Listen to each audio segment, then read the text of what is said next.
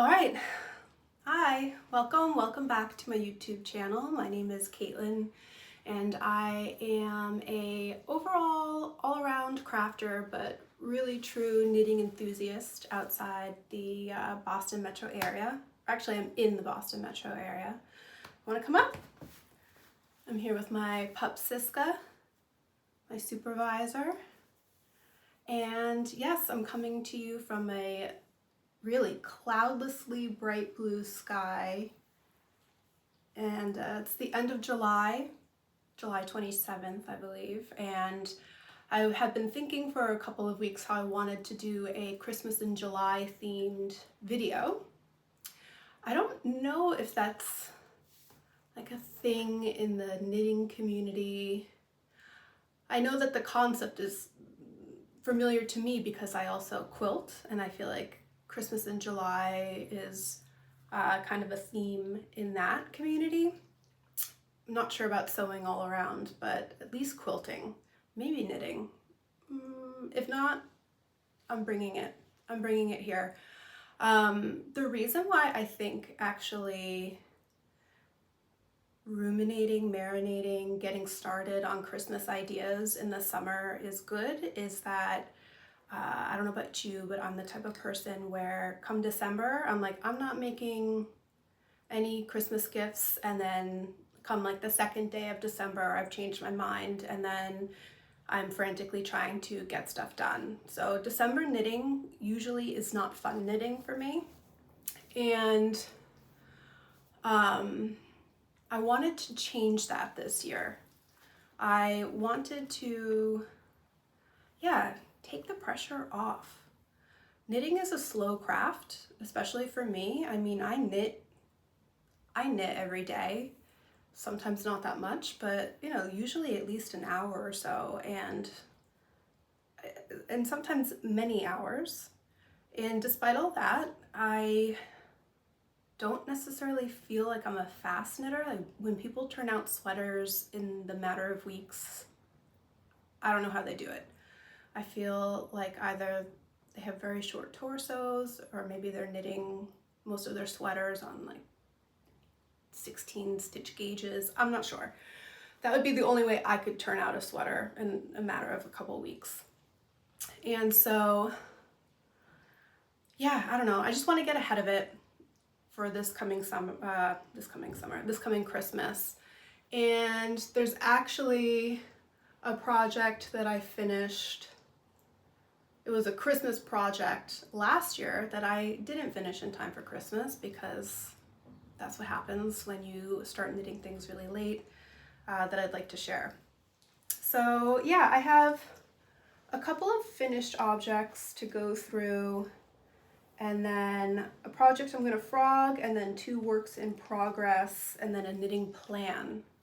I hope I remember this knitting plan because I forgot to pull up the page on my iPad. I don't know. I'm going to try really hard to work on my working memory because I feel like that's been getting pretty shoddy lately. So I'm going to try my hardest to remember that I want to add a little something in the middle actually of all of this. So let's just get started. And if there's time, maybe I'll go into acquisitions. We'll see. Okay. I just realized my matcha latte is the perfect Christmas color. Gotta stay on theme somehow. All right, I gotta put you down. Say bye. Okay, because I have a lot to go through, I'm just gonna go through it. So the first project I wanted to talk to you about was a project that were supposed to be a Christmas gift last Christmas for my cousin. I didn't think I was going to, but then I did jump on the sailor slipper trend. And I know that it needs no introduction, but the sailor slippers are by Annie Germain. Oh my God. Maybe I should pause, just in case you're wondering. I just realized I didn't say what I was wearing. So I'll do that super quickly, because even though this video is going to focus on Christmas, it is July and it is hot. So I'm wearing the Zweig sweater by Caitlin Hunter, but a summer version. This shirt sweater I made in 2023. So this is actually the third summer that I've had it. And yeah, I've never made the winter version. I liked the winter version, but then there was something about it that I just couldn't quite get behind. But you know, it was a cultural phenomenon and it was everywhere all over, and I wanted it, but I didn't want it. And then I decided that I could have my cake and eat it too if I turned it into a summer t-shirt. And this actually, I think, is my first summer t-shirt that I've ever knit. This is knit out of two types of silk. The white is Knitting for Olive, pure silk in the color cream. And then the body color is by BC Garn in their Tussa Silk Tweed in the colorway 46F. And I didn't buy these yarns with the intention of pairing them together to make this. This really was kind of looking at my stash and then out of nowhere being inspired. Like it all just kind of coalesced and then this happened. Yeah, I made it over the course, April to May, May to June, over 3 months, a little bit less than 3 months, from April 17th to July 9th back in 2023. And the way I summerfied it was that I did not do, I cast on differently. I didn't start with the ribbing. What I did is that I ended up casting on 118 stitches. And then for that very first round, I knit 3, did a yarn over, knit 3, did a yarn over, so that after the cast on edge and that one round, I went from 118 stitches to 156 stitches, which was the total amount of stitches that you needed for the size small after you would have done the first round of increases after the neck ribbing. I think I originally had started with, I tried once casting on the total 156 stitches, but the neckline was so wide that I just knew it wasn't going to work. So that's why I cast on with fewer and then did an increase round. Let's see. I did the increase round, and then before the lace started, so I followed the chart, and then before the lace started, I did another increase round so that I had the total number of stitches for the size medium. And that's because it doesn't matter if I gauge swatch, my gauge swatches usually lie to me. I can usually assume that my gauge is going to get tighter and smaller as I go. So I thought I could do a size small, but then my gauge for this was like 30 stitches by 36 rows. It got really, really tiny. I knit this on 3.5 millimeter needles, and I'm at a 30 by 36 gauge. So I'm a pretty tight knitter. So I did that increase, and then I did the lace, and yeah, I also did in the pattern, there are some kind of crossed stitches in the body. I did those too, but the Tussa silk is tweeded, so it's nubby, and it was kind of a waste of energy to suffer through those twisted stitches because you really can't see them, but they're there.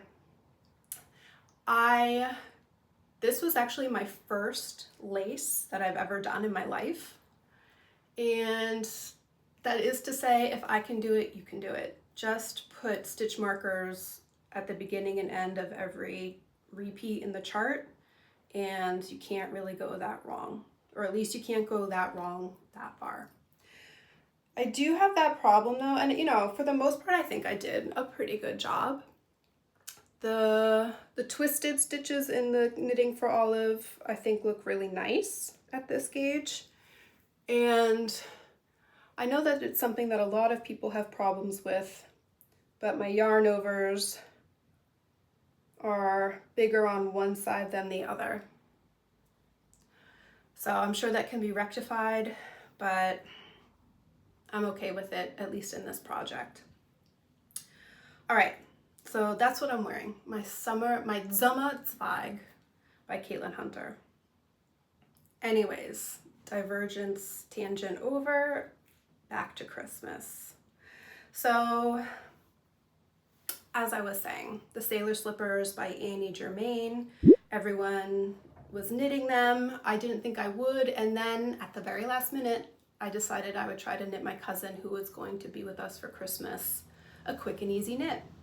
And so I thought, all right, you know what? I'll do it. I'll do the Sailor Slippers. Let's see what happens. And most people say that they do not disappoint, but for me, they disappointed. I knit one. I didn't felt it. That was all I could get done before Christmas time. So I literally gifted him one unfelted slipper. And of course, that's like hysterical because they're huge. He's about a size 44 in European sizes. And I don't think the pattern has a size for his size. So I even went down a size in the slipper, but I had to go up a needle size to get gauge. So the pattern calls for 8mm US 11s, and I did an 8.5mm needle, and I used Istex LFS Lopi. I used 3 colors. Actually, I bought so many colors because I thought, you know,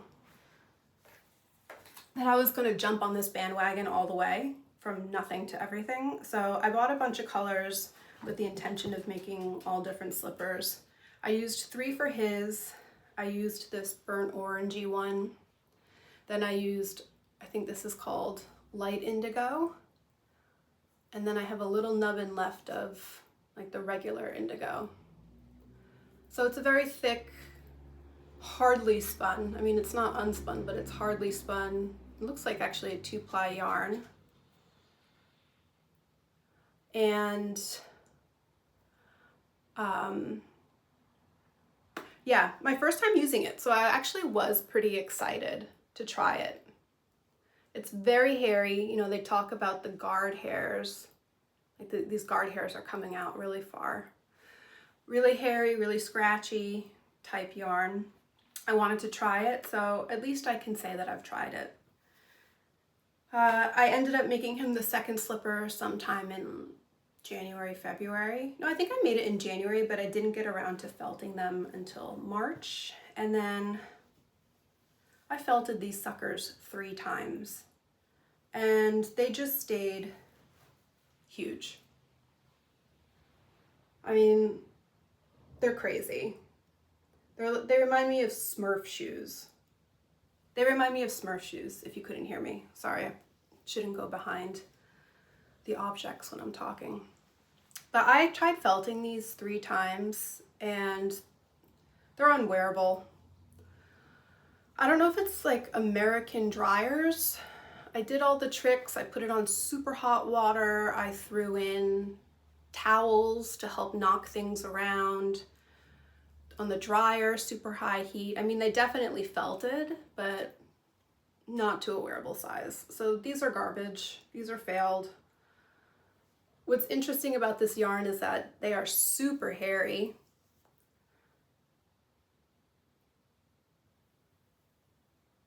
So I don't know if all these slippers turn out that hairy, or if it's because I used a very hairy yarn. I don't know if all feltable yarns are that hairy. But that's my failed Sailor Slippers. The construction itself was fine. Thank God she had a video tutorial because I've never knit socks. Well, that's a lie.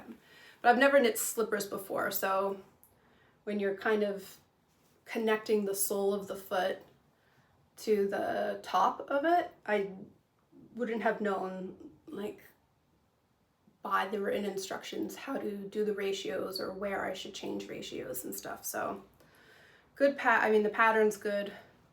The videos are great. I just did not have good luck. So fail, Christmas fail.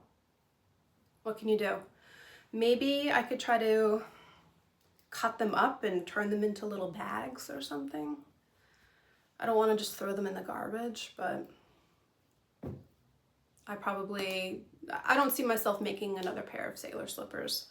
So I was left with all of this Lopi yarn for all these slippers that I was never going to make. And just sitting in my stash. And it's the summertime, so because I am off from school, I want to take this free period to really organize my stash, cull it, curate it, all those things. And I was like, what am I going to do with all this Lopi now? Because it's not sweater quantities. The colors are 1 or 2 balls of each color. So I then had the idea that I would make sweaters for my niece and nephew for this coming Christmas. And that could be a good way to use the yarn. And I thought that if I picked a good old-fashioned Lopi sweater pattern and used the Lopi yarn, that it couldn't really go that wrong. And my niece and nephew, they're turning 5, turning 3. I think that sounds right. This fall. And they actually do go to Sweden in the winter. So I was like, this will be perfect. Even if they don't wear them in the regular winter because they're too itchy or scratchy, maybe their parents will indulge me and put them in the sweaters when they go to Sweden in the winter.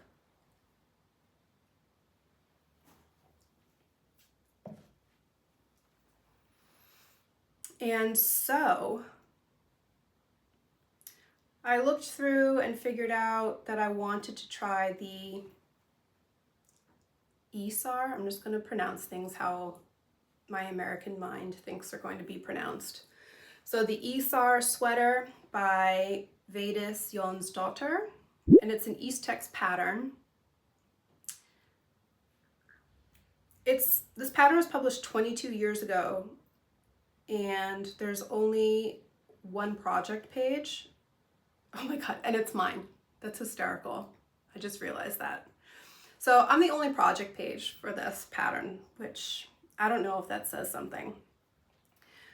But it's made for kids to use the Alifas Lopi bulky yarn. The gauge is 13 stitches by 18 rows, and you're supposed to get that using 6mm needles. They have 4 sizes available.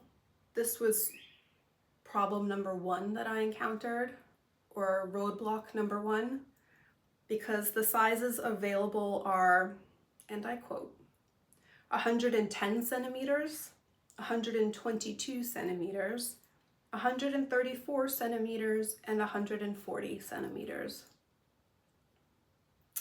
with no guidance on what that measurement is actually referring to.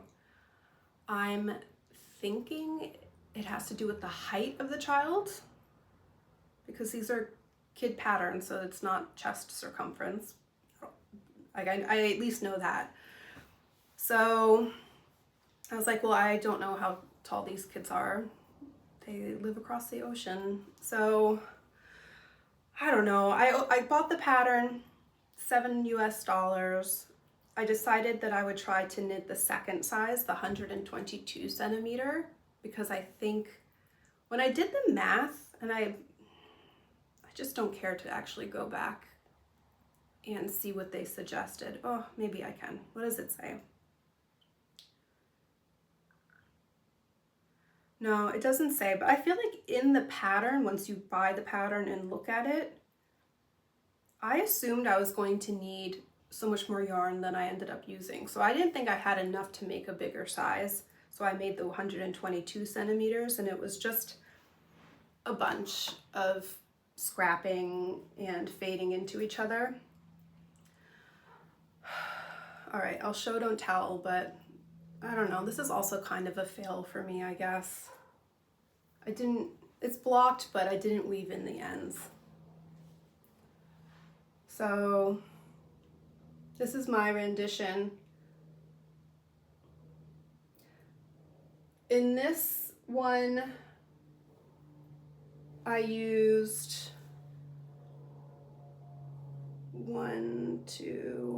3 different colors for the main body, and then 1 color for the color work. I'll have to take a picture just to maybe show the actual colors, but the bottom color, like the ribbing and the starting color, is called Grape Heather. And that's actually a Let Lopi, so the thinner version of Alaphos Lopi, so I held that double. And then I held single the indigo color again, which is Alaphos Lopi, and then that burnt orange color, and then that light indigo color. So, I don't know, I was working with such tiny quantities of some of the yarn and I really wanted to use it all up. Maybe I'll see if you can see this fade. But again, you know, you have the color work, but the bottom color on the sleeve is actually a grape purpley color, and then it's faded into the, and then it fades. And I do like that fading. It's not a random sequence I used, it's actually a Fibonacci fade sequence.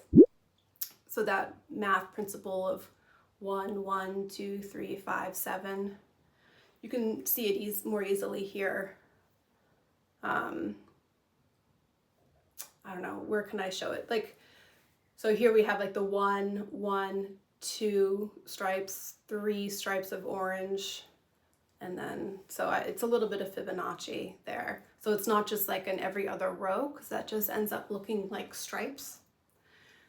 And whereas this, I think, has a little bit more of a fade effect. So we have like 3 stripes of the grape, then 2, then 1, then 1. It's hard to see on this sweater, but I do like that as a, I don't know, a go-to method of fading, generally speaking. Actually, you'll see that in a project I'm gonna frog. I did the same Fibonacci thing there. But yeah, so the Vedas on Ravelry, I gave it the flat face for my mood on how I feel about my finished item. Even though I went up a needle size to get gauge, and then I went up another needle size to do the color work, it still ended up tighter. I don't know, I'm just such a tight knitter. So I'm not even sure what size child this could fit. I mean, I'm pretty sure a 3-year-old could fit into this for a couple of years, body-wise. But I'm not sure if the sleeves are too tight, because these look very narrow to me. So I don't know. I don't want to dwell on it. The pattern, obviously not beginner friendly. It lacks a lot of information and requires you to have a lot of knowledge or the know-to Google certain things. So for example, it doesn't tell you or suggest to you that you should go up a needle size when doing color work, and it's a bottom-up rounded yoke. So you do the body and then you do the sleeves separately, and then it will just tell you to connect the sleeves to the body without telling you how to do that. So yeah, you need to Google things or know the things. And it's hard because you don't know what you don't know. So this is not a first knitting pattern. This should not be your first sweater that you knit, essentially. Yeah.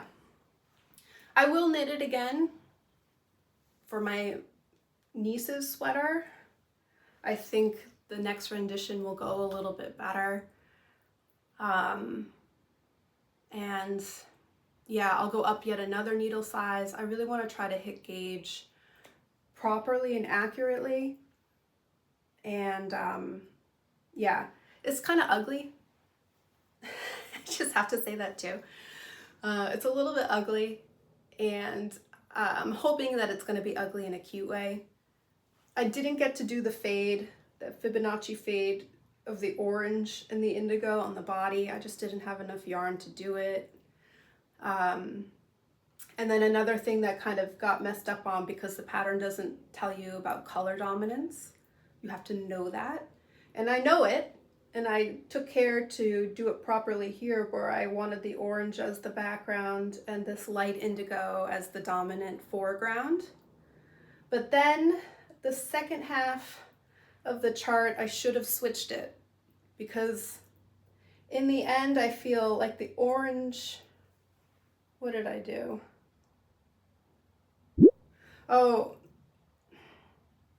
well, okay, I wanted the light indigo to be dominant here, and then I wanted the orange to be dominant here in this row. And then what I should have done is for these last two motifs to switch it so that the light indigo was the dominant and the orange was the background. Because to me, oh my God, it's heavy, my arm. To me, the arrow motifs in the light indigo aren't crisp and clear because they're receded, like literally receded, and the orange pops off more. So that's another thing I don't quite care for of this iteration. But I'll know to fix all those things for the next one. Wish me luck. This took me a week to make.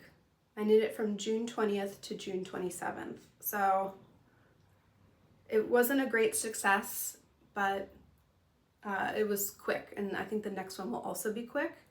And it'll be yet another kind of sample, because my goal is to have these two be samples or trial runs of a sweater I want to make my brother for Christmas. And the one I want to make my brother for Christmas, oh my God, is the Hiutaleneuli by Villa Hulu. I wanted to find him a Lopi sweater. He lives out in Wyoming. It gets bitter cold there. He's outside, I think, year round, like for work, for fun. And yeah, I want to knit him one. My mom knit him a beautiful sweater last Christmas, and I'm a little jealous of that, so I want to knit him one too. This is also knit in Alafas Lopi. It has the same gauge as the sweater I just showed you. And yeah, I don't know what colors I'll do. I love the two colors of the sample, one of the sample pictures. I like this motif because it's not, I don't know, it's just a graphic motif. It doesn't have flowers or snowflakes or stars or anything like that. So yeah, and I like that the way the motif kind of fades once you get to the yoke. Fades into each other from dark to light and then back out to dark. So I'm not sure what colors I'm going to do. I'll pop up, I did come up with 2 additional potential sets of colors if I don't choose the ones from the sample photos. If any of these like speak to you, let me know. My brother, he doesn't really look much like me. So he's blonde-haired, blue-eyed. So with that in mind, maybe that would kind of sway your choice. Okay, that was the thing I forgot to put in my queue, and I remembered to talk about it. So I'm very proud of myself. Okay. Sip break. I feel like I'm talking very fast this video, but that's because I have a lot to talk about and I don't know if my phone is going to have enough space for an extremely long video. So I apologize if I'm speed talking. I also don't want to ever really have to do cuts. I tend to like the videos where it feels like you're more hanging out with somebody instead of being presented to. I feel like that the style has shifted from the former to the latter, and a lot of videos now have all these hard cuts where they get rid of the pauses or the hemming, the ummings, and yeah, I don't know. When it first started happening, I found it very jarring, actually. I don't know. Yeah. I don't know. It's a knitting podcast. I feel like it doesn't have to be super intense. That's my opinion. I watch all types of videos, and actually I've gotten used to it. It doesn't bother me that much, but anymore. Only if it's a lot of hard cuts. A few here or there, not a problem. And I understand why they're very useful to do, but yeah, I don't want to have to do them. So I'm also trying to just talk at a pace where there isn't a lot of weird dead space, or I don't fill it with a lot of likes and ums. I probably am, because people aren't aware of all those discourse markers that they use. I mean, I notice them when I play these videos back. I don't want to highlight to you all the problems I hear when I talk, in case you don't. But I am a linguist by trade, and so I'm just so attuned to all those things. And there's nothing worse than hearing yourself do all the things that drive you crazy. But anyways, I digress. That was my little break. Okay. Let's reorient. So, I also want to knit my mom something for Christmas. And it comes off of the fact that she doesn't really stash. She's good. She buys yarn for a project, casts that project on, knits pretty much monogamously. Maybe she has 2 projects, maybe. But usually she's a monogamous knitter. Like that sweater she knit for my brother, I'll put up a picture because it's gorgeous. It took her basically a whole year to knit, and that was the only thing she knit on. She does not have ADHD or anything like that. She can just focus and get stuff done. I mean, it took her a long time to get it done because she does all sorts of other things, but I'm telling you, I don't know how she did that, but she did it. She did it, like she did the one project at a time, even though it took her a whole year. So she buys yarn for projects, and she doesn't buy yarn just to stash it. That is not part of her knitting MO. But she ends up having leftovers of yarn that she doesn't know what to do with, so that's basically her stash. Her stash is leftovers. And I had this genius idea that I would pilfer surreptitiously all these little balls of yarn that she's collected, not all, but a significant number, and make her something out of it. And I got the idea because she had just finished a sweater late this spring. I'll post it here because I don't know it off the top of my head. And it was nice because she used yarn that we had bought together in Germany. So I essentially picked her up from the airport in Munich, and our first stop was Rauwerk in Munich. And it's a very cute store. It's very small, very, very tiny. They sell mostly their own labeled yarn, which is a merino yarn, but these are city, urban, tough sheep. Like this is not baby soft merino. This is like a little bit kind of scratchy merino.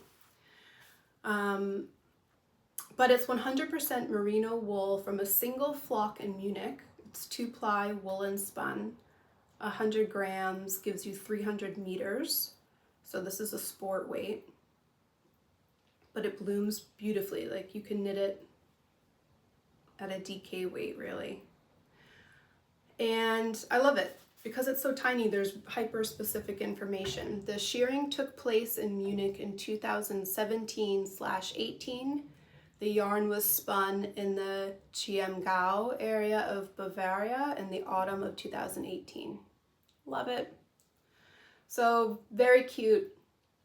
Thank you for buying Rauwerk yarn. The color is Alpine Vergiss mich nicht. So Alpine Forget-Me-Nots, like the flower, I guess. And yeah, love it. They naturally dye as well. So she had a lot of yarn left over from the sweater she just knit because she, of course, bought her Rauwerk yarn with a project in mind, but that project failed.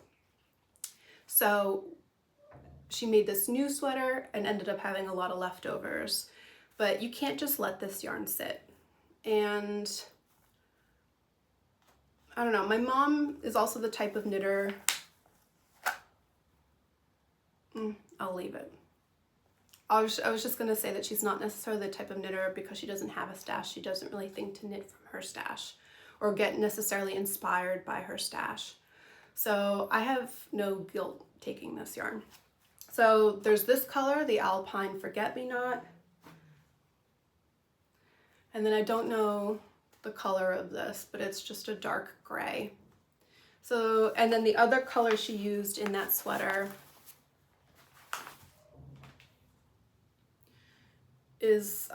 was held double because it's a lot thinner of a yarn.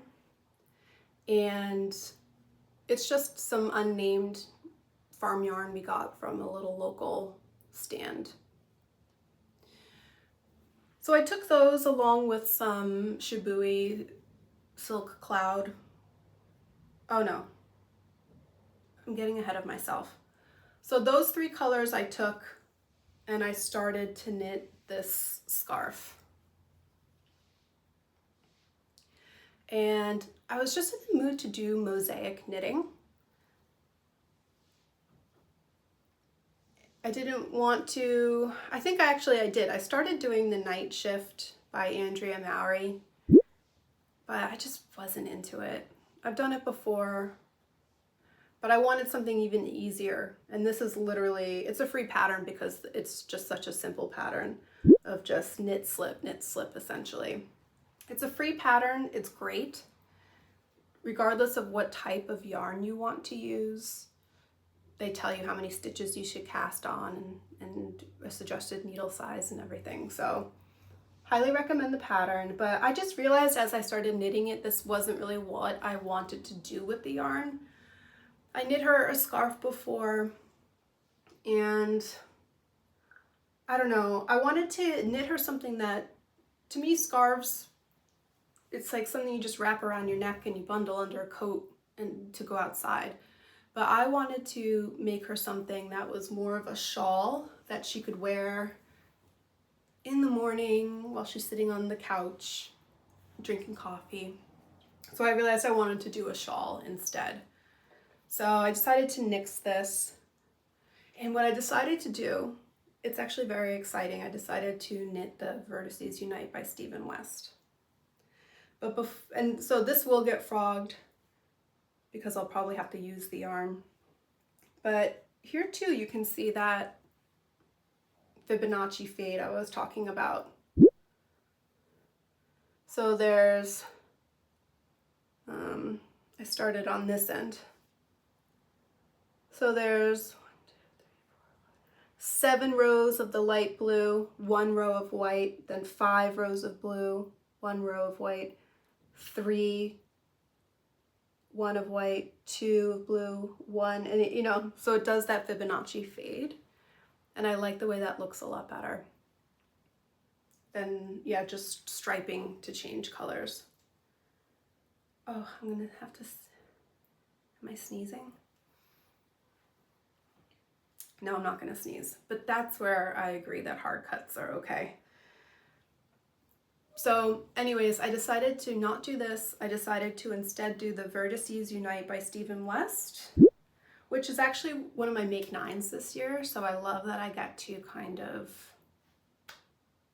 feed 2 birds with 1 scone, where I can check that off of my bingo scratch that itch of doing a garter module shawl and then also make a gift for my mom.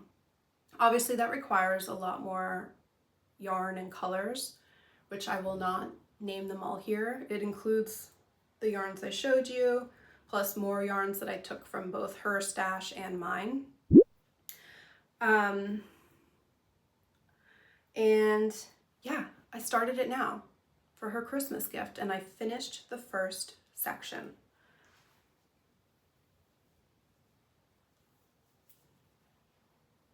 Ta-da! So this is my section 1. It's very long. I mean, I'm sure this is not going to be all in frame, but I mean, it's long. It's a big boy already. And I'm doing it differently than the pattern says. So the pattern comes in a size small and a size, there are 2 sizes, a smaller size and a larger size. You're supposed to have a 24 stitch gauge on 3.5 millimeter or US 4 needles. But what I decided to do is to combine all different weight yarns and a silk mohair, knit them on 4.5 millimeter needles, and then use the instructions for the size small to get something that's obviously not going to be small. I don't know how it will compare to the large size, but I'm hoping it's more a size large. This is me not wanting to do all of the large knitting and also wanting to use up more stash. And I'm in love. I'm excited because this type of creative process is my favorite of knitting. I love picking colors and and just having fun, like playing with colors. So this is the first part. I was inspired by, I'll post a picture. I think her name is Orly. She's new to me. She's got this great alternative goth vibe about her and her knitting style, which I find really fun. And it adds, just something different to the general beige knitting for olive sweaters that a lot of podcasters, including myself, talk about. So I was very inspired by hers. And actually hers also had a lot of blue and green, which is funny because that's the first colors I did here for section 1. I'm kind of gonna decide my colors as I go. The one thing I'm doing, let me grab it. I'll just take a picture of it. Maybe. But I printed out from the pattern the schematic of the shawl so that you could see all the different sections of it. And then I looked at Stephen West's and I looked to see, okay, are the color stripes, are they high contrast, low contrast, mid contrast? And his section 1 of one of the samples he had made was the colors were dark and the contrast was low. So that's why I have these dark, like this dark green and this dark blue. So these yarns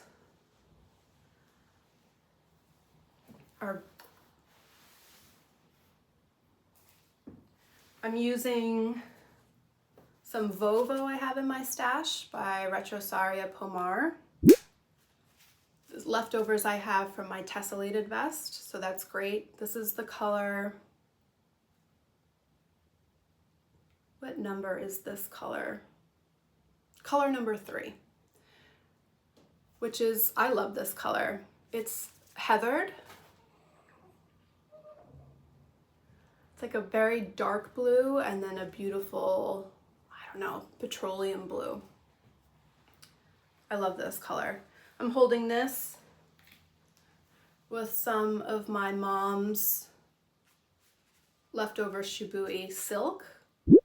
I'm not sure about the names. I tried looking on Ravelry and it's hard even to tell when you look at the colorway options. I think this could be Cascade, but you can't quote me on any of this. So that's color A. And then this is all I have left of the green from my stash, and this is my stash. I'm so happy about it. This is leftovers from a cardigan I made.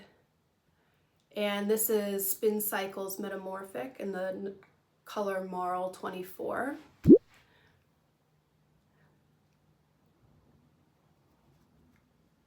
So I don't know if you see me making faces behind the yarn, but yeah, these are both thicker yarns, and then they're both held with mohair. So this is, I think, is that Shibui silk of my mom's in the color Artichoke. So these two make up my section 1. Both dark, both low contrast. And I'm excited to keep going. And at this pace, because I'm doing Christmas in July, I could do a section a month and be done well before the holiday. So I'm very happy for me for that. Okay. Another work in progress I have is my Christmas sweater, which is the Esther sweater by Petite Knit.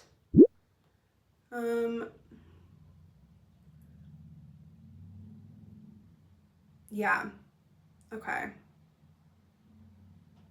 I can get into this. Okay.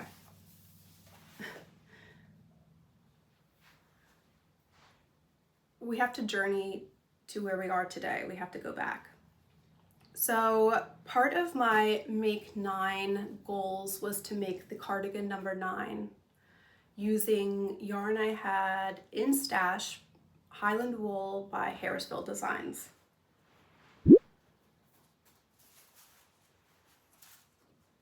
This is said yarn. So it's American spun, I'm obsessed with that. I actually went to this store not to get this yarn, but this past spring, winter spring, and it is adorable. Yeah, dream day trip for sure. So I have a lot of this yarn and I was like, oh, I always wanted I didn't actually always want the cardigan number 9 by My Favorite Things Knitwear, but I loved the sample in the picture. The sample is also this bright red, toggle buttons. I'm into it, I'm here for it. So I eventually realized that this would actually make a perfect yarn for that, because this is about 200 yards for 100 grams. Yeah, so it's chunky yarn. And it would make a good yarn for a jacket because, again, it's 100% wool. It's definitely on the rustic side. It's not a lot of drape to it. You know, there's no movement in this yarn. So I figured it would make a good jacket yarn. I knit a swatch and then it was like, wah, wah. So I got gauge for the cardigan number 9. Again, I'm going to funnily hide my face behind this, but I don't know. When you look at this, to me, and I don't know if you can really see what I see, but first of all, the color is too flat. There's no heathering. There's no variegation. It's very solidly all the same color. And then it's also a 2-ply yarn, which I never really understood when people would be like 2-ply, 4-ply, 2-ply is good for lace. And I'm just like, why is 2-ply good for lace, or why does it matter? But I think the reason why 4-ply is for sweaters, 2-ply is for lace, all those types of things, is that at least in garter, to me the yarn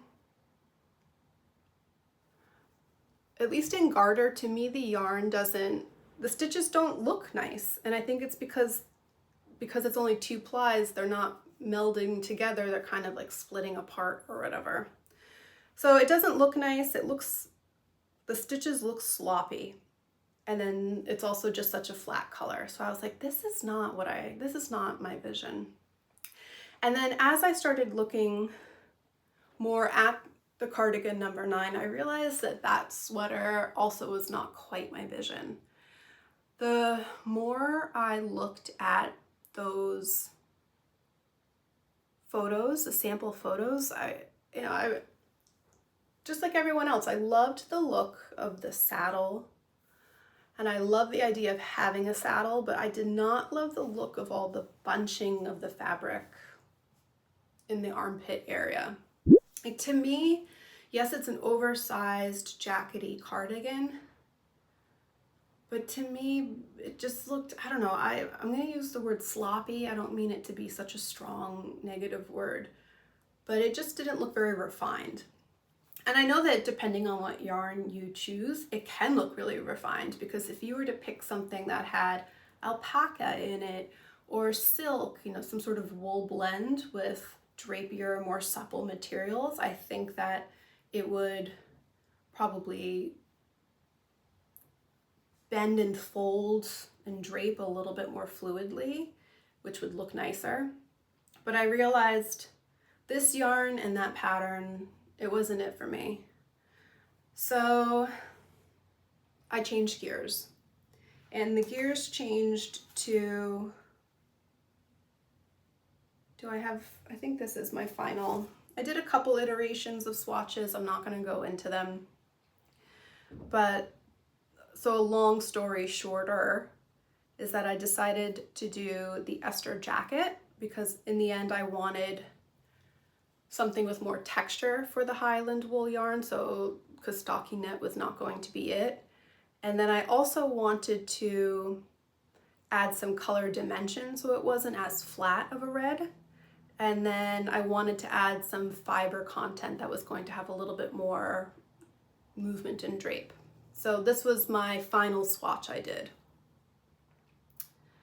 And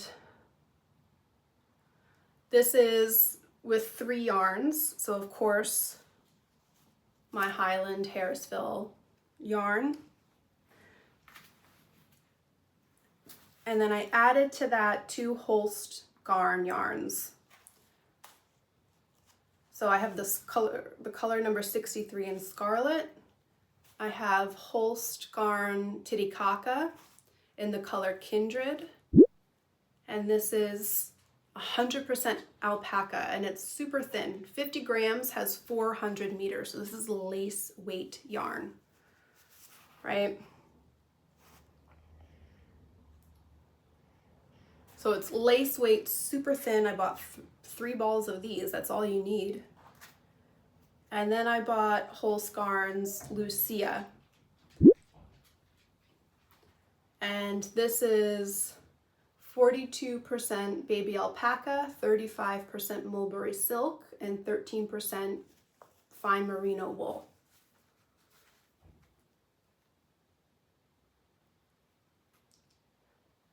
So these 3 yarns, finally, I came across it. I had to buy these yarns, so much for reducing stash and not spending money, but I think they're very well priced. They come from the Yarnery, so somewhere in the States. Obviously, they're imported there. But $10.25 a ball for the Lucia, and these are 25 gram balls. Oh, I forgot 10% yak. So if you were doing the math and you were like, Caitlin, that doesn't add up to 100%, that's because I missed the 10% yak. So it's a very interesting mix. So 25 grams, 200 meters, and this is the color Lava, and that was $10.25. I had to get 6 of these, so that's not cheap. But I only needed to get 3 balls of the Titicaca. And these balls were $8.75. So if you're looking for a lace weight alpaca thread, highly recommend the Holst Garn Titicaca. I love it. I would use all these yarns again, but for the price point, I mean, come on, for the Titicaca. Yeah. So I made my swatch. I made lots of swatches. I was finally happy with that swatch. And I cast on and I got going. I'm knitting the size, I think it's the second or third size. Sorry, I don't know. But I made it this far. This is blocked. I did the back that you knit, and then you do the 2 front panels, and then I'm at the point where you're supposed to be connecting under the arms. So it just becomes one big piece that you knit until you're done with the length of the body. I wanted to block it to see if it would grow a lot, and with that in mind, if I needed to keep knitting a little bit more, or whether or not I would need to add on more stitches underneath. Because from what I've heard from other podcasters, though I haven't seen it so much on people's Ravelry pages, is that the arm depth is very narrow, but I don't know. I think it's okay. So I think I'm just gonna keep it the way the pattern says to. And my next step will be that. I'll get it back on the needles and I'll keep going. But I also don't feel pressured to finish this because this is my Christmas sweater, so I have many months and it goes by pretty quickly. I don't know when I started this, but you know, this in the last month. And yeah, so I love it. I love it blocked. It didn't really grow as expected, but it grew a little bit. And it just has such a nice feel. It's gonna be warm, it's gonna be a good jacket, but it has just that little bit of other fibers that give it a nice drape that the Highland alone I don't think would have. I'm knitting this on 5.5 millimeter needles. She recommends 5 millimeters, but obviously I'm using different yarn. Though my gauge is 16 stitches by 22 rows, and her gauge is 16 stitches by 28 rows. Yeah, it's strange. My row gauge can be a lot bigger often. Like that's always the case in color work too. Like my stitches are very tight, but like they can be very long. I don't know the science behind that. But anyways, I love this.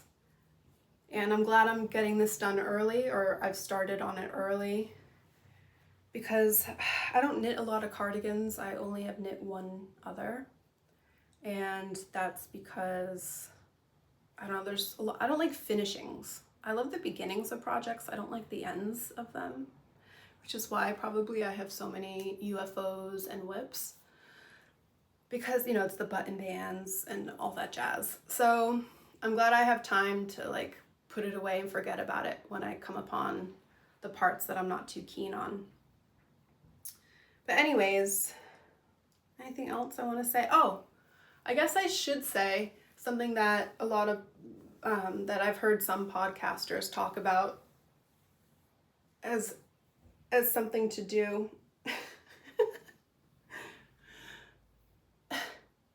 as something to do when you have a pattern that requires you to do increases very rapidly.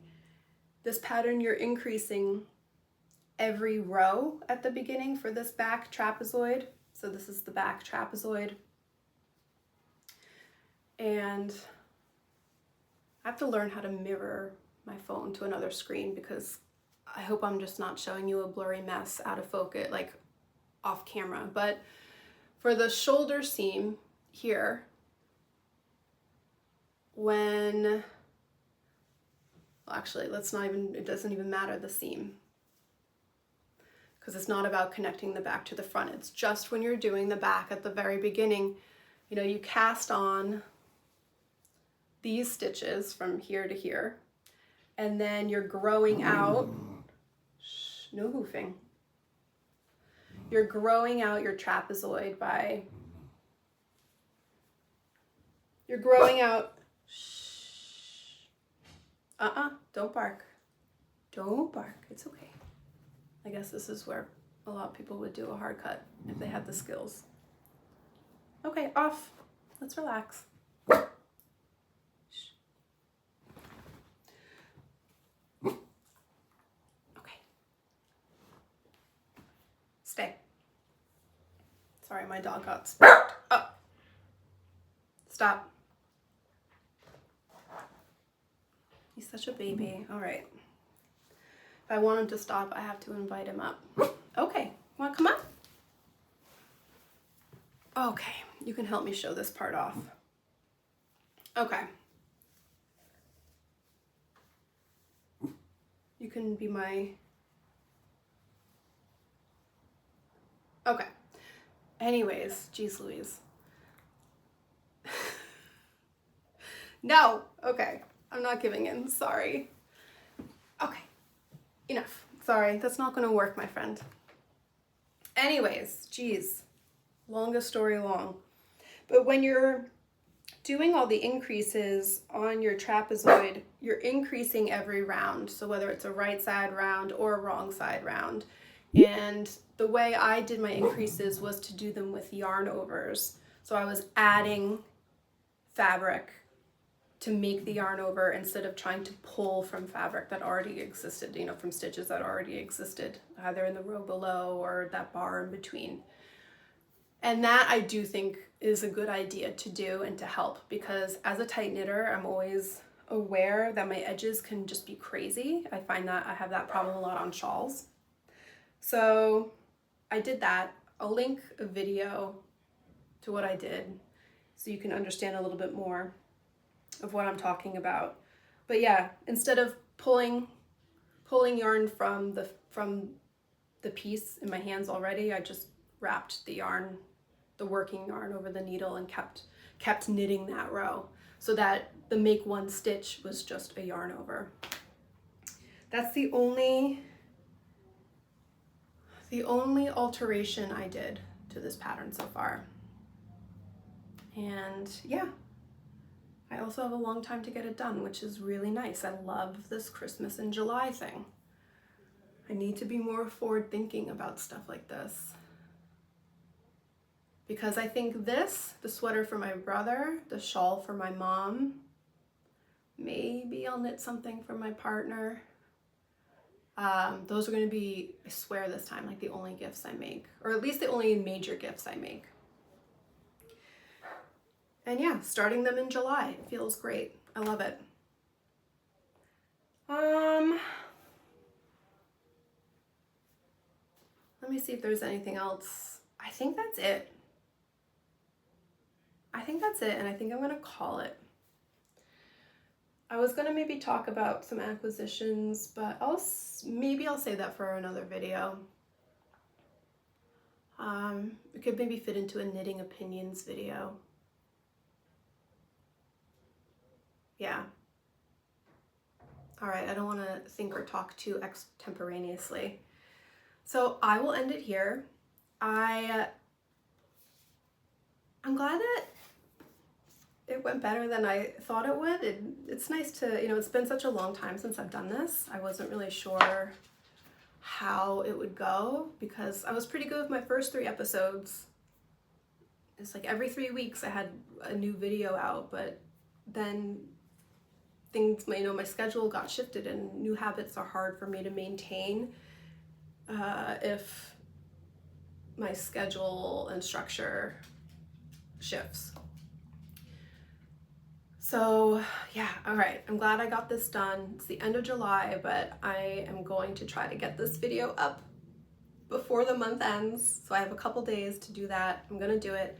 I have ideas. I'm gonna come back in a couple weeks to give a little update on my 2026 bingo progress. And yeah, so you'll see me soon. I have the time. I just have to like get it done, you know? It's executing to-do list items. Not my strongest suit, but I try. And I do have fun. I like doing this. I hope you enjoyed this episode. I will link a bundle. That's what I've done the last 3 episodes I did, and I liked that, where I just kind of linked to a Ravelry bundle that had all the information of my projects, or the project, the pattern page, the yarn I was using. I'll do that. Any YouTuber I mentioned, like Orly, I'll pop down there below to give credit where credit is due. But I think that's it. Send me a message if you have other questions, if I forgot the important information, or if you're just curious to know more, or if you want to say hi, tell me what you're working on. Are you a Christmas in July person? I want to become a Christmas in July person. I think it's very helpful. And if not a Christmas in July person, a holiday in July person. Yeah. If I had the 4th, maybe next year, if I'm still doing this, which I hope to be, but you never know. And if I have like a little traction here on YouTube, I could do a holiday in July Cal or some Mal, because it's good. I feel really good. So yeah. All right, I'm gonna cut it. It was really nice to be back, and hope you got some good work done on whatever projects you're working on. Again, let me know what you're working on. I'm so nosy, and I love crafting vicariously through people. So pop that down below. Do I say it? Should I say like and subscribe? Do those things. Have a great rest of your day, and I'll catch you next time. Bye.